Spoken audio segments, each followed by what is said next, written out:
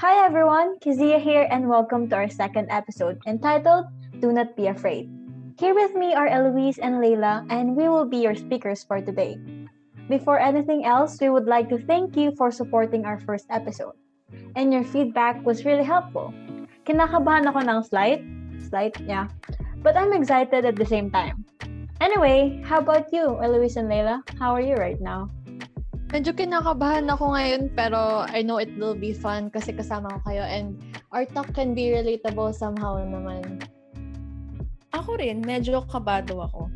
JM, Kat, and Aliana did quite well in the first episode. Kaya dapat galingan din natin, di ba?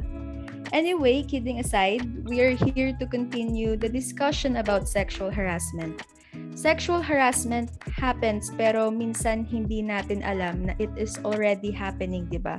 Yeah. I mean, sometimes we might not be able to tell if an action done by someone is already a sexual harassment.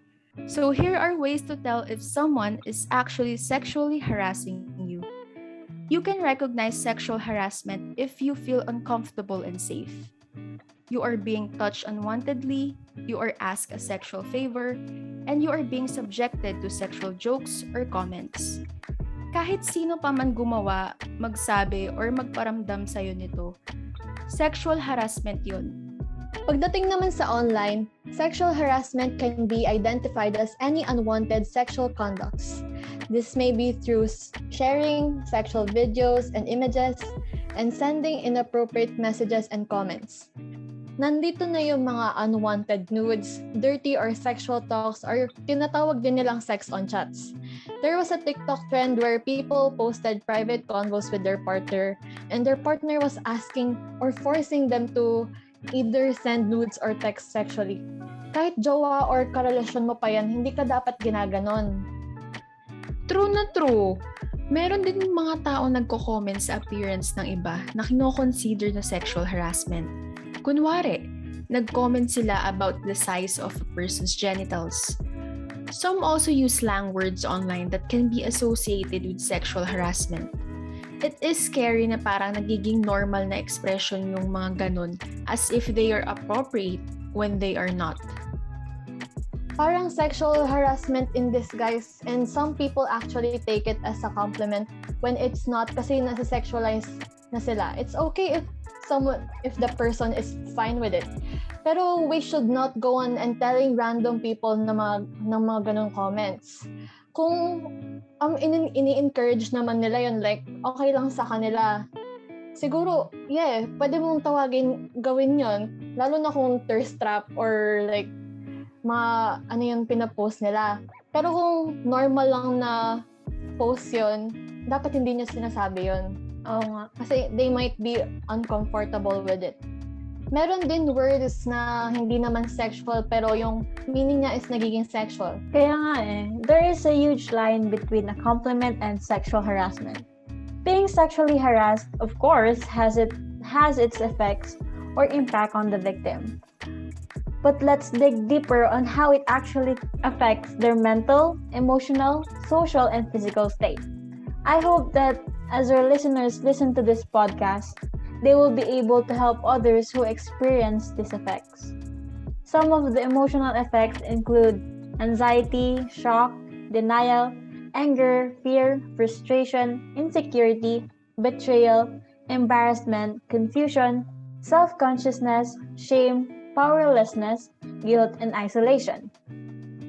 Aside sa emotional effects, we also have physical effects, as I said earlier. And yun yung mga examples nito is yung headaches, sleep disturbances, gastrointestinal distress, weight fluctuations, nightmares, phobias, panic reactions, respiratory problems, and substance abuse. Victims of sexual harassment can really suffer significant psychological effects as well, including anxiety, depression, headaches, sleep disorders, weight loss or gain, lowered self-esteem, and sexual dysfunction. At some point, these victims would also encounter changes in seeing themselves, such as experiencing negative self-esteem, lack of competency, lack of control, hopelessness, and powerlessness. Yes, tama ka dyan, Layla. Well, hindi lang physical and psychological and emotional ang naapektuhan ng sexual harassment, kundi nakaka-affect din to sa pagsosocialize ng victim. The social effects of being sexually harassed includes the fear of new people and situations, lack of trust and focus, paranoia, negative attitudes in sexual relationships, potential sexual disorders associated with trauma. Meron din silang mararanasan na secondary victimization when attempting to deal with the situation through legal or institutional means. Halimbawa na lang nito is when women try to take care of harassment, there will be stereotypes that blame the victim like the harassment is a form of seduction or flattery. They really wish to be harassed like they were asking for it when they're really not. They are not telling the truth or that nag-overact lang sila when there is proof na nahaharas talaga sila. Oo nga, nakakalungkot kasi hanggang ngayon napapansin pa rin natin to sa society. Majority often blames the victim rather than the harasser, saying things like, ginusto naman niya yun eh. Tignan mo naman yung damit niya, ang revealing. Pinasabi nila yon. Lagi nasisisi sa damit, no? Parang kasi tinatanggap na lang nila na sexual harassers are normal at wala na tayong magagawa para mapigilan sila, which is completely wrong. We should never get used to this because sexually harassing a person will never be right. Instead of normalizing sexual harassers, we should end rape culture. Yeah, may point and tama ka dun, Eloise. Nakakatakot isipin na pwede tayong maging biktima at such a young age. You would definitely get traumatized, diba? Kasi you were still clueless, confused, and almost defenseless. Or totally defenseless nga kasi bata, ganun. Kahit sa adults na nakaranas nito, nagiging defenseless sila once na nandun na sa situation na yon. Kaya grabe pa rin yung effects. The victims would leave the effects and pain of being sexually harassed for the rest of their lives. Madalas pa, hindi nila nakukuha yung justice na deserve nila. Tapos yung abuse nila, continue lang sa paglilive ng life nila after makulong. And minsan, hindi pa talaga nakukulong. Or madalas. Yung main fact na na-harass ka and yung damage niya sa pagkatao mo would already be painful. Paano pa kaya kung dumagdag pa yung pang-judge ng ibang tao? And kahit siguro yung mismong family mo, i-judge ka kasi bakit hindi mo dinefend yung sarili mo, ganon. It would be really terrifying for them. That is why we should never overlook the effects that sexual harassment brings to its victims. Yeah, learning that these are the impacts of sexual harassment to someone is just heartbreaking. Kasi no one deserves to be treated like that in the first place. It's easy to say na dapat lumaban ka or dapat hindi ka pumayag. Pero if you were in their position, hindi mo rin alam kung ano talaga yung dapat mong gawin. I know that we have to muster up courage and fight back, but it's easier said than done. Madalas pa nakakatakot lumaban kasi you don't know if they're carrying a weapon, diba? Or kung gaano sila kalakas. So, after some research, we found a few ways on what to do when you are being sexually harassed. Pwede ba bang simulan, Jana? First and foremost, ask them to stop. Saying the word stop is the simplest yet the most powerful word you can use in confrontation. It may sound frightening at first, but confronting people will lead to a much better outcome. Yeah, may point ka naman dun, Leila. Kasi if you say stop as soon as possible, they will attain the thought of you not being comfortable with the actions done upon you. Leila's statement saying that it is indeed a powerful weapon against sexual harassment. Saying no may also be essential in these scenarios. For instance, when someone is looking at you and you feel uncomfortable about it, simply address it by saying, I feel uncomfortable when you look at me that way. I'm asking you to stop it. No and stop will be your number one verbal allies against sexual harassment. If you have tried to speak with the individual naman, pero hindi pa rin sila tumitigil, or you really don't have the strength to confront them, addressing your matters to the higher authorities will be the best choice. Well, that is actually right, Layla. Pero we need to Yeah. consider the context. If you are in school, you can report the harassment to a teacher, principal, or guidance counselor. If you are in a Yeah. professional workplace, telling your supervisor, the human resource personnel, or even your colleagues or yung friends mo dun sa workplace mo na yun, pwede mo sabihin sa kanila. You may file for an informal complaint where they can talk to the person para sa'yo or help you write the person a letter. Or pwede rin naman formal complaint wherein an investigation may occur.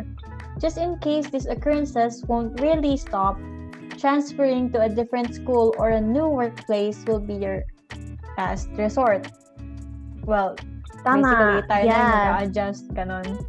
Pero hindi naman all the time available yung mga tao na mention ni Kezia. So, it is always practical to have plan Bs. One thing to do is to inform your closest friends about it or your parents, if available. And surround yourselves with people you trust so that you won't be alone. Aside from that, create a written anecdote about it. Be detailed about it and maglagay ka na ng precise infos as much as possible. Gather evidence, keep a journal of dates, times, locations, and people who were present at the time of the occurrences, as well as comprehensive details of the unwanted sexual behavior. Also, if needed, do not hesitate to contact the police officers. Some forms of sexual harassment are against the law and should be reported to the police. It includes threats of physical harm, the actual physical harm, stalking, and showing sexual behavior toward the minor. Here in Tarlac, ang pagkakaalam ko, you may contact the following police hotlines that may help you with your concerns. 045-982-1972 or 045-982-7842. Thank you, Jana. If there are do's to be done, as we said earlier, then don'ts should also be regarded. Considering the don'ts will remove possible obstacles that will hinder you in doing right actions while experiencing sexual harassment. Yeah, so first, don't be shy in expressing your discomfort. Siyempre, uncomfortable ka na dapat maging assertive ka kasi mali yung ginagawa dapat nila. Open, ganon. Second, don't be timid.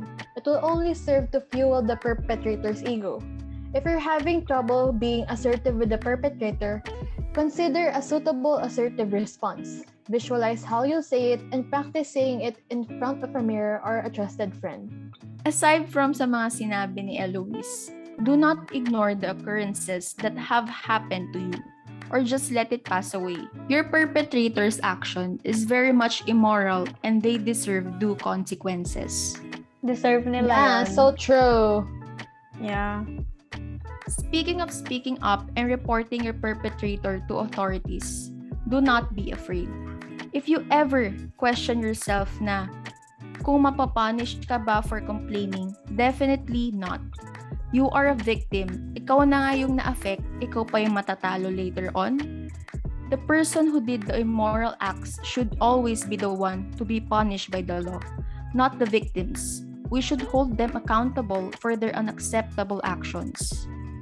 Well, hindi naman natin masisisi yung mga taong nakaranas or kasi it takes time to have the courage to do those self-defensive ways against a sexual harasser. Lalo na kapag nakaranas na kayo ng sexual harassment. But we do hope that you will continue to build the courage to do so. I agree, Kezia. It may take time but we can't let abusers away from what they did. Anyway, ano naman kaya yung pwede natin gawin if we witness someone being sexually harassed? Most of the time, people are quite scared to stop it. But we have to do something about it, diba? Yeah, We can't just be bystanders lang kapag may nangyayaring masama kasi that would already mean we are perpetrating sexual harassment. Yeah, kasi kapag nakita mo na yun tapos hinayaan mo lang mangyari, parang sinasabi mo na, okay, gawin mo yan, sige, go lang, ganun. Parang ang pangit kasi we should always care for other people. Like, sa kapakanan nila kahit hindi naman natin kadugo, ganun. Kasi pare-pares lang naman tayong may gustong peace and, Safety. I agree. Parang hinahayaan mo lang na gawin niya yun kahit alam mong mali. Hindi ka ba magigilty doon? Tama. I have read some articles about this one. In a public context, you assess the situation muna to avoid misinterpretations. Next is to intervene. Ito yung mga times na kakailanganin mong makialam talaga kahit hindi mo sila kakilala, lalo na kapag halatang sexual harass na yung isang tao. Mahalaga ito na firm ka para somehow intimidating ang dating mo sa harasser to make them rattled. You can directly intervene by saying na, that is harassment. Pag haharas yung ginagawa mo, tigilan mo yung ginagawa or sinasabi mo sa kanya. Or something na nagsasabing mali yung ginagawa niya. Then you talk to the person being harassed and ask them how they are feeling. Offer them an ear to rant on. If they are upset, or a hand to help them report the harasser. Well, aside dun sa sinabi ni Leila, may isa pang way to interfere, and this is if you do not want to interact with the harasser. You can pretend to be an acquaintance of the victim. I have seen social experiments on social media, like sa TikTok, ganon, kung saan titignan nila kung paano magre-react mga tao if someone is being sexually harassed. There was a random guy who approached the actors who were the victim and harasser, and the guy pretended to be the victim's boyfriend and defended the victim. Well, that's the other way to intervene. Also, if sasama mo man mag-report yung victim, it's important that you took note of how the event escalated. It's quite hard to step up and interfere, pero once you do, magkakaroon din ng lakas ng loob yung iba to do the same. It will be easier to defend the victim and chase away the perpetrator. Yeah, it will be great if we get to practice taking the initiative to defend someone kasi hindi natin alam kung kailan tayo makaka-witness ng ganitong pangyayari. Sexual harassment is something that should not be tolerated to begin with, whether it occurs physically or online. Together, let us create a safe environment for everyone by speaking up against sexual harassment. Let us be the one who will lessen, or better, put an end to sexual harassment. We've got one another. If you need someone, you can contact us on our Facebook page, Your Safe Space. Or you can send an email to us on talkitoutwithyss@gmail.com. You are free to message us anytime. So, dear listeners, do not be afraid because we are here to listen. Yes, we're here, guys. This episode ends here. And again, this is your safe space where you can talk it all out.